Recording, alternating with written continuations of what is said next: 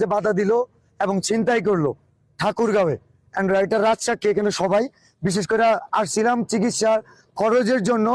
সংগ্রহ করা টাকা সংগ্রহের জন্য ভাইরাল সাইমনের জন্য এন্ড সাইমনের বাবা আছে উমরের প্রসঙ্গটা আসছিল কিনা জি আসছে বাধাটা কি উমরের ফ্যান ফলোয়ার দিছে কিনা জি এন্ড যার চিন্তাই হয়েছে কি চিন্তা হয়েছে বলেন ভাই আমার হচ্ছে হলো আমার কাছে একটা ব্যাগ ছিল আমার গাড়িতে, সে ব্যাগের মধ্যে আমার ডাক্তারের কাগজপাতি, আমার ড্রাইভিং লাইসেন্স আর আমার কিছু টাকা 3000 টাকার মতো ছিল, আর আমার কাপড় চোপড় ছিল। সেই ব্যাগটাও আমার চিন্তাই করে নিছে উমরের ফ্যান ফলোয়াররা। আমি বলি ঠাকুরগাঁওয়ে 3000 টাকা আমি দিয়ে দিতে পারবো, কিন্তু ড্রাইভিং লাইসেন্স আর কি কি ছিল আমার কাগজ এই জিনিসগুলো উমরের ঠাকুরগাঁওয়ে এক একটা সাবস্ক্রাইবার না, এক একটা হচ্ছে ভাই, এই ছিনতাইকারী ভাইগুলোর কাছ থেকে এই জিনিসটা ওমর ফেরত এনে দিবে অথবা তার এই ছিনতাইকারী ভাই ব্রাদারের মাধ্যমেই পাঠাবে আগামী 24 ঘন্টার মধ্যে। যদি ওদের হট্টগোলের কারণে অনেক কালেকশন মাইজ গেছে,